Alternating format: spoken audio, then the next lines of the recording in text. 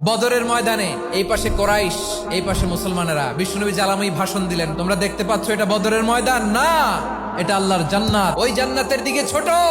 বিশ্বনবীর কথা শোনা মাত্র সাইয়েদনা উমাইর ইবনুল হুমাম বললেন বাখ বাখ, মানে চমৎকার।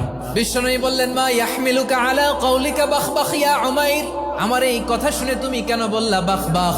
ইয়া রাসূলুল্লাহ, আপনার এই কথা শুনে আমি বড্ড খুশি হয়েছি, আর আমি প্রত্যাশা করছি আমি যদি ওই জান্নাতের মালিক হতে পারি তাহলে কতই না ভালো হতো। সুবহানাল্লাহ বলেন। বিশ্বনবী বললেন উমাইর আনতা মিন আহলিহা, তুমি ওই জান্নাতের অধিবাসী, তুমি জান্নাতি। উমাইর চিন্তা করলেন আমি জান্নাতি, নবীর মুখ দিয়ে যখন বেরোইছে ওই জান্নাতে তো আমার ঢুকতেই হবে, কিন্তু হাতে 3টা খেজুর খেয়ে যদি জিহাদের ময়দানে যায় তাহলে জান্নাতে যেতে তো দেরি হয়ে যাবে।